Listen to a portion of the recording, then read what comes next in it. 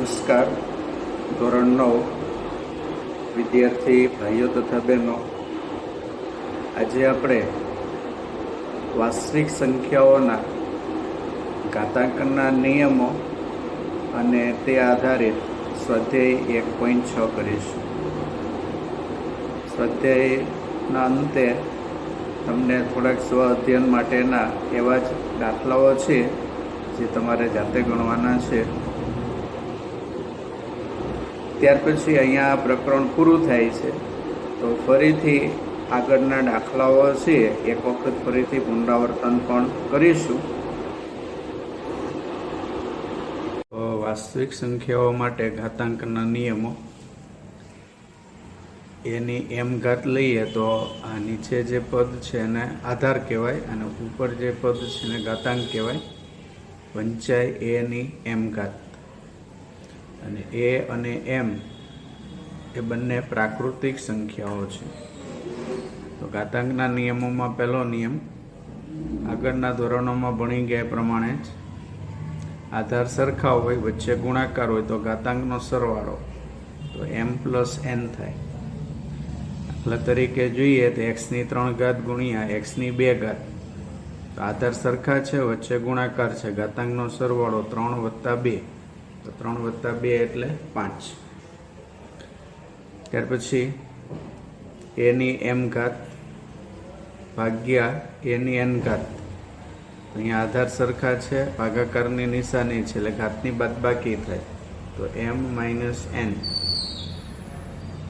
તો જુઓ x ની 3 ઘાત ભાગ્યા x ની 2 ઘાત, ભાગાકાર છે, આધાર સરખા છે, ઘાતની બાદબાકી 3 માઇનસ 2 એટલે x ની 1 ઘાત. x ની 1 ઘાત એટલે x. પણ જો 2 આગળ લીધા હોય અને x ની 3 ઘાત પાછળ લીધી હોય તો ભાગાકારની નિશાની એટલે ઘાતની બાદબાકી થાય, 2 માઇનસ 3, પણ મોટા પદનું ચિહ્ન આવે એટલે 3 મોટા છે એટલે માઇનસ 1 થાય, અને માઇનસ એક્સનું 1/x થાય. એટલે આગળ ઘાત હોય મોટી તો પદ અંશમાં આવે અને પાછળ ઘાત મોટી હોય તો પદ છેદમાં આવે. પણ જો 2 ઘાત સરખી હોય, x ની 3 ઘાત ભાગ્યા x ની 3 ઘાત, તો 3 માઇનસ 3 એટલે 0, એટલે x ની 0 ઘાત એટલે 1. પછી ત્રીજો નિયમ એની એમ ઘાત આખા કૌંસની n ઘાત. તો ઘાત અને ઘાતની પણ ઘાત, તો ઘાતની ઘાત હોય તો ઘાતોનો ગુણાકાર થાય, m અને n નો ગુણાકાર. દાખલા તરીકે x ની 3 ઘાત અને કૌંસની ઉપર 2 ઘાત, તો 3 અને 2 નો ગુણાકાર થાય, 3 અને 2 નો ગુણાકાર 6. પછી બે સંખ્યાઓના ગુણાકારની ઘાત, તો બે સંખ્યાઓ a અને b છે, એના ગુણાકારની ઘાત m. તો a ની m ઘાત ગુણ્યા b ની m ઘાત, એટલે ઘાતાંક છે બંને પદ ઉપર મૂકી દેવાની. દાખલા તરીકે xy ની ઉપર 3 ઘાત હોય તો x ની પણ 3 ઘાત અને y ની પણ 3 ઘાત, બરાબર. પછી a અને b બેનો ભાગાકાર એની ઘાત લઈએ, તો બે પદ ભાગાકારમાં આપ્યા હોય અને કૌંસની ઘાત હોય તો એ ઘાતાંક પણ અંશ અને છેદ બંનેને લાગુ પડે, એટલે કે a ની m ઘાત છેદમાં b ની n ઘાત. ફોર એક્ઝામ્પલ x છેદમાં y કૌંસની ઉપર 3 ઘાત, એટલે x ની પણ 3 ઘાત, y ની પણ 3 ઘાત. પછી કોઈ પણ સંખ્યાની માઇનસ ઘાત હોય તો 1 છેદમાં એ પદ લખીએ તો પ્લસ ઘાત થઈ જાય, એટલે a ની માઇનસ m ઘાત હતી તો 1 છેદમાં a ની પ્લસ m ઘાત થાય. દાખલા તરીકે x ની માઇનસ 3 ઘાત હોય તેને લખાય 1 છેદમાં x ની પ્લસ 3 ઘાત. ત્યાર પછી a ની m અપોન n ઘાત, તો આ નીચેના m છે એ મૂળ કહેવાય અને આ ઉપરના m છે એ ઘાત કહેવાય. તો જુઓ, વર્ગમૂળની નિશાની કરવાની, પણ અહીંયા નીચે n છે એટલે એ વર્ગમૂળ ન કહેવાય, n મૂળ કહેવાય, બરાબર. n તરીકે 2 હોય તો વર્ગમૂળ, 3 હોય તો ઘનમૂળ, 4 હોય તો ચતુર્થ મૂળ, એમ વંચાય. ને ઉપરની ઘાત m છે. એટલે ટૂંકમાં એની m ઘાત આપણે પહેલાં જોવાની, ઉપરની ઘાત પહેલાં લેવાની, એની m ઘાત અને આ મૂળ છે એટલે એન મૂળ. દાખલા તરીકે એક્સની 2/3 ઘાત હોય તો આ 2 ઘાત છે પહેલાં લઈએ એટલે એક્સની 2 ઘાત, અને નીચે 3 છે એટલે 3 એટલે ઘનમૂળ, એટલે ઘનમૂળની નિશાનીમાં 3. તો એ જ વસ્તુ ફરીથી અહીંયા રિપીટ કરું છું. એનું એન મૂળ, તો એનું એન મૂળ, એન મૂળમાં કોઈ પણ પદ હોય તો 1/n ઘાત ગણવાની. દાખલા તરીકે ઘનમૂળમાં એક્સ લખીએ તો 1/4. જો અહીંયા ચતુર્થ મૂળ હોય 4 લખેલા હોય તો 1/4. તો હવે આપણે સ્વાધ્યાય 1.6 એનો પ્રશ્ન નંબર 1 જોઈએ. કિંમત શોધો. તો 64ની 1/2 ઘાત. 64 એટલે 8 × 8 64 થાય. 8નો વર્ગ 64 કહેવાય. તો 8નો વર્ગ અને ઉપર 1/2 ઘાત. હવે ઘાતનો ઘાત એટલે ઘાતનો ગુણાકાર, તો 2 અને 1/2 એનો ગુણાકાર, તો 2 2 ઉડી જાય. 8ની 1 ઘાત, અને 8ની 1 ઘાત એટલે 8. 32ની 1/5 ઘાત. તો 32 એટલે 2નો 5 વખત ગુણાકાર, 2 × 2 × 2 × 2 × 2 એમ 5 વખત કરીએ તો 32 થાય. તો 32ની જગ્યાએ 2ની 5 ઘાત. તો તમે ઘાતનો ઘાત ફરીથી થયો એટલે એનો ગુણાકાર, તો 5 5 ઉડી જાય, તો 2ની 1 ઘાત આવે. 2ની 1 ઘાત એટલે 2. ત્યાર પછી 125ની 1/3 ઘાત. બરાબર, નીચે 3 છે એટલે આપણે આને 3 ઘાતના સ્વરૂપમાં લખવું છે. 125 એટલે 5 × 5 × 5, 5નો ઘન. તો ઘાત, ઘાતનો ઘાત, ઘાતનો ઘાત એટલે ગુણાકાર, તો 3 3 ઉડી જાય એટલે 5ની 1 ઘાત, 5ની 1 ઘાત એટલે 5. પછી પ્રશ્ન નંબર 2, કિંમત શોધો. પહેલું 9ની ઉપર 3/2 ઘાત, નીચે 2 છે, તો 2ના ઘાતના સ્વરૂપમાં 9ને લખીએ તો 9 એટલે 3નો વર્ગ, 3/2 ઘાત એમને. તો 2 ઘાતાંક છે અને 3/2 ઘાતની પણ ઘાત છે એટલે 2 અને 3/2 બંનેનો ગુણાકાર. અંશના 2 છેદના 2 ઉડી જાય એટલે 3ની 3 ઘાત આવે. 3ની 3 ઘાત એટલે 27. ત્યાર પછી નંબર 2, 32ની 2/5 ઘાત. તો નીચે 5 છે, તો 32ને 5 ઘાતના સ્વરૂપમાં લખીએ તો 2નો 5 વખત ગુણાકાર 32 એટલે 2ની 5 ઘાત, અને એની ઉપર પાછી 2/5 ઘાત. તો ઘાતનો ઘાત થયો એટલે ઘાતનો ગુણાકાર, તો 5 5 ઉડી જાય એટલે 2 વધે. 2ની 2 ઘાત, 2ની 2 ઘાત એટલે 4. ત્યાર પછી નંબર 3, 16ની 3/4. 16 એટલે 2ની 4 ઘાત, અને એની ઉપર 3/4 ઘાત. 4 4 ઉડી જાય, તો ઉપર ઘાતાંકમાં 3 છે એટલે 2ની 3 ઘાત, અને 2ની 3 ઘાત એટલે 2નો 3 વખત ગુણાકાર, 2 × 2 × 2 એમ કરો એટલે 8 આવે. પછી નંબર 4, 125ની -1/3 ઘાત, છેદમાં 3 છે, અને 3 ઘાતના સ્વરૂપમાં લખે તો 5ની 3 ઘાત 125 થાય. અહીંયા બી ઘાત અને ઘાતનો ઘાત એટલે 2નો ગુણાકાર, તો 3 અને -1/3નો ગુણાકાર, 3 3 ઉડી જાય, તો 5ની -1 ઘાત. માઇનસ ઘાતવાળું પદ હોય તો 1ના છેદમાં લખાય, તો 1ના છેદમાં 5ની 1 ઘાત, અને 5ની 1 ઘાત એટલે 5 એટલે 1ના છેદમાં 5. પ્રશ્ન 3, સાદુરૂપ આપો. 2ની 2/3 ઘાત ગુણ્યા 2ની 1/5 ઘાત.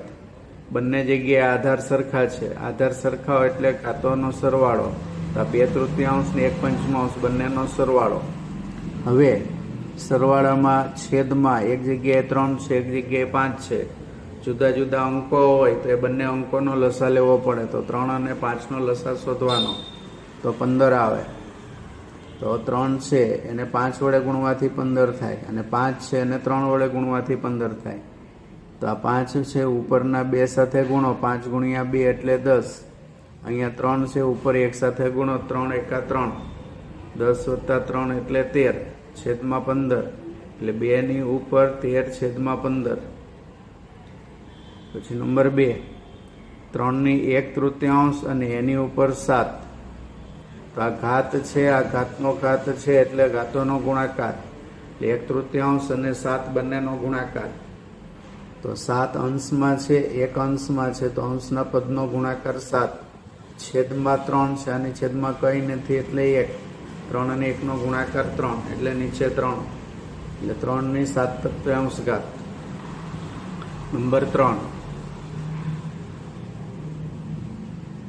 તો 11 ની 1 દૂતીયાંશ ઘાત છેદમાં 11 ની 1 ચતુર્થાંશ ઘાત. અહીંયા આધાર સરખા છે એટલે ઘાતોની બાદબાકી થાય એટલે 1 દૂતીયાંશ ને 1 ચતુર્થાંશ ની બાદબાકી. હવે છેદ બેવના જુદા જુદા છે એટલે લસા લેવાનો. 2 અને 4 નો લસા 4. પહેલા પદના છેદમાં 2 છે, 4 કરવા માટે 2 ગુણવા પડે એટલે એ 2 ને પાછા ઉપરના એક હારે ગુણો 2 એકા 2. અહીંયા 4 છે, લસામાં બી 4 છે એટલે 4 એકા 4 થઈ જાય.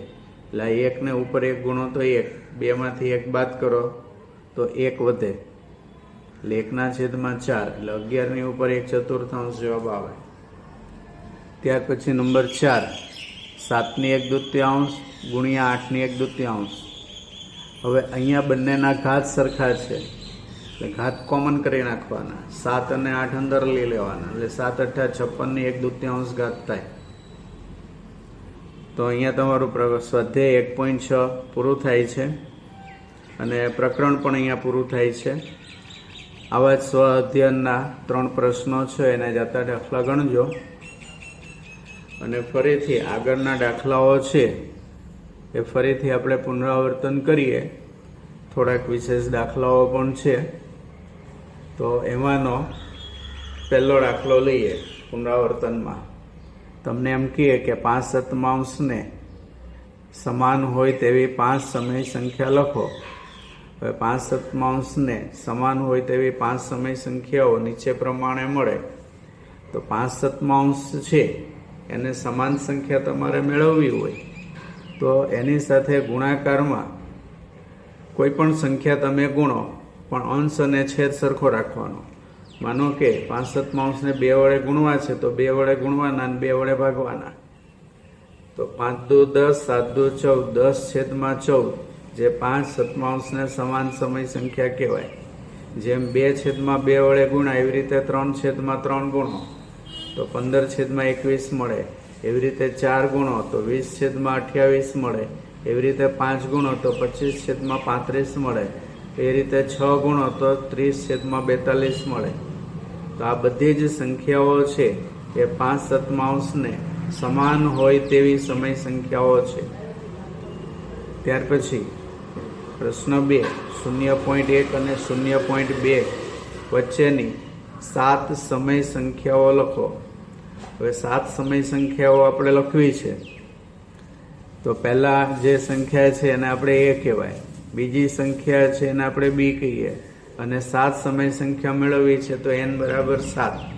હવે આપણે આગળ એક સૂત્ર જોઈ ગયા હતા d, b - a / n+1.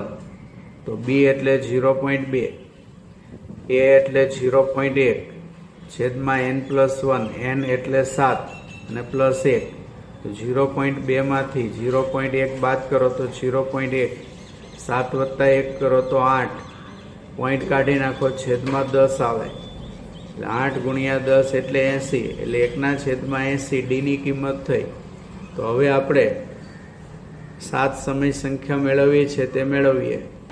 તો એ 7 સમય સંખ્યાની પહેલી સંખ્યા આપણે લેવી હોય તો a + d લેવાનું.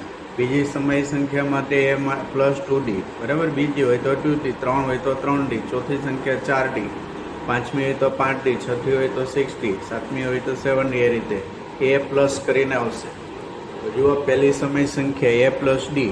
a એટલે 0.1 અને d એટલે 1/80, 0.1 એટલે 1/10 અને 1/80. તો 10 અને 80 નો લસા 80 આવે. તો અહીંયા 80 કરવા માટે 8 ગુણવા પડે અને અહીંયા 80 કરવા માટે 1 ગુણવા પડે. તો નીચેના 8 છે, ઉપરના 1 હારે ગુણો. 8 એકા 8 અને 1 ને 1 હારે ગુણો તો 1, 8 ને 1 9, 9/80. બીજી સમય સંખ્યા a + 2d. a એટલે 0.1 અને 2d. તો 2 ની કિંમત 2 અને d ની કિંમત 1/80. તો 0.1 એટલે 1/10 અને 2 અને 1 નો ગુણાકાર 2/80. તો અહીંયા પણ 10 અને 80 નો લસા 80 આવે. તો અહીંયા 10 આપેલા છે, 80 કરવા માટે 8 ઘટે છે. તો 8 ને ઉપર 1 હારે ગુણો તો 8 અને અહીંયા કંઈ ઘટતું નથી એટલે 1, 1 ને 2 હારે ગુણો તો 2, 8 ને 2 10, છેદમાં 80, તો બીજી સંખ્યા 10/80. ત્રીજી સમય સંખ્યા a પ્લસ 3d 0.1 વત્તા 3 ગુણ્યા 1/80. 0.1 એટલે 1/10. 3 અને 1 નો ગુણાકાર 3/80. 10 અને 80 એનો લસાય 80 આવે તો 10 ને 8 વડે ગુણવાથી 80 થાય, મતલબ 8 ઘટે છે તો ઉપરના 1 સાથે 8 ગુણો, 8 એકા 8. અહીંયા કંઈ ઘટતું નથી એટલે 1, તો ઉપરના 3 સાથે 1 ગુણો તો 3, 8 ને 3 11, 11/80. તો ત્રીજી સંખ્યા 11/80. ચોથી સમય સંખ્યા a પ્લસ 4d, એની કિંમત 0.1 અને d ની કિંમત 1/80. 0.1 એટલે 1/10 અને આ 4/80. બરાબર, અંશ સાથે ગુણાય, 4 એકા 4, 80 છેદમાં છે. 10 અને 80 એનો લસા 80 આવે. અહીંયા 8 ઘટે છે, ઉપર 8 ગુણો તો 8 એકા 8. અહીંયા 80 છે, કંઈ ઘટતું નથી, અંશનું પદ બેઠું. 8 ને 4 12 છેદમાં 80. કોઈ જગ્યાએ છેદ ઉડાડવા નથી, એમને જ રાખીએ. પાંચમી સમય સંખ્યા a વત્તા 5d. a એટલે 0.1, d એટલે 1/80. તો 0.1 એટલે 1/10. 5 એકા 5 છેદમાં 80.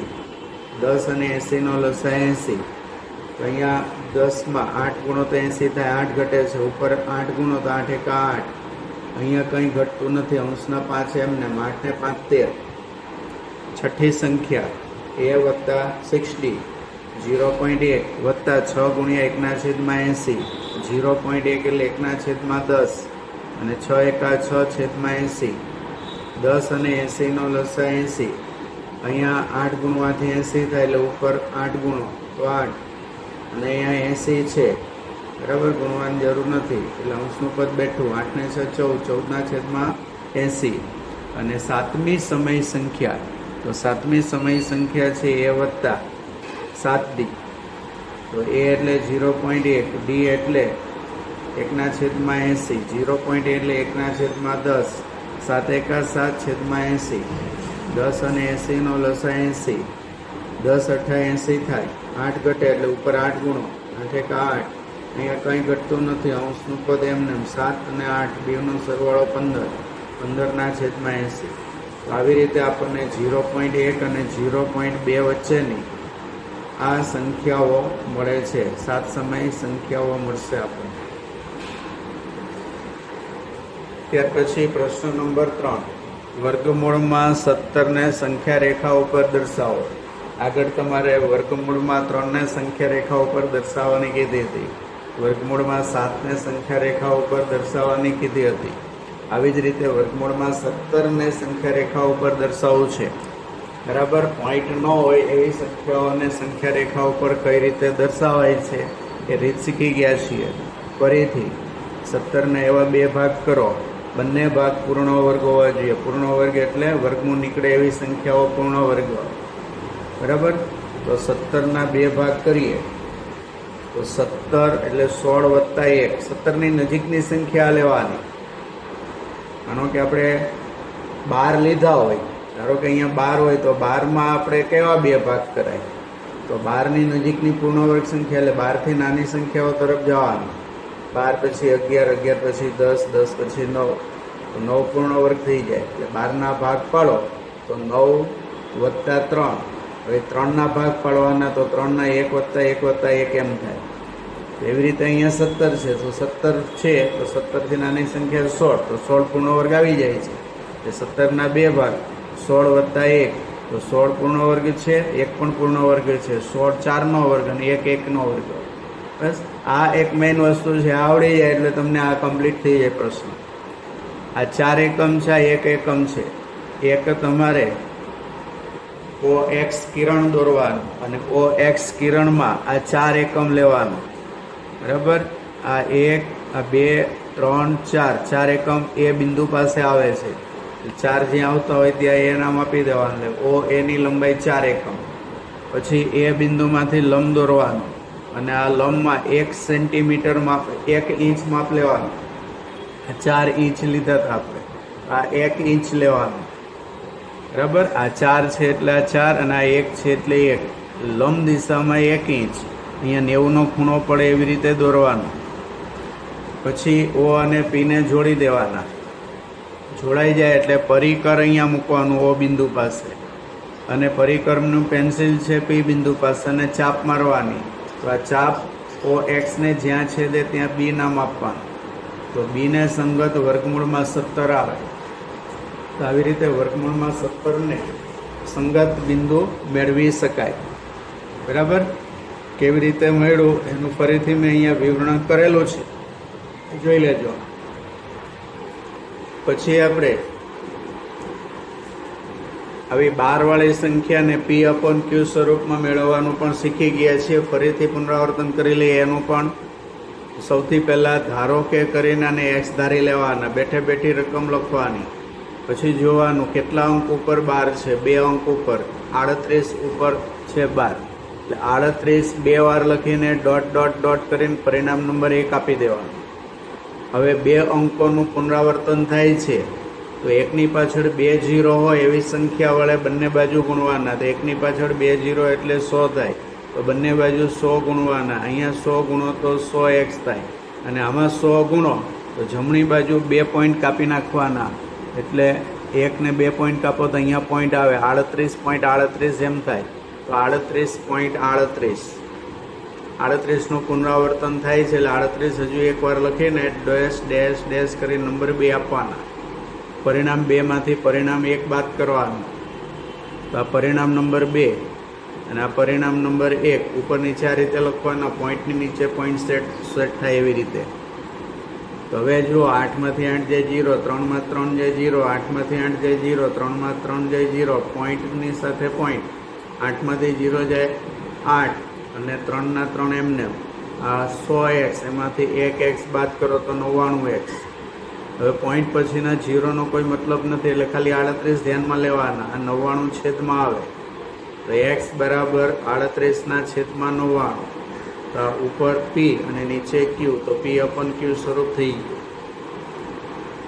હજુ ફરીથી લઈએ 0.38, પણ આ વખતે 38 પર 12 નથી, ખાલી 8 ઉપર 12ની નિશાની છે, એક અંક ઉપર જ છે. તો સૌથી પહેલાં એને x ધારી લેવાનો, બેઠે બેઠી રકમ.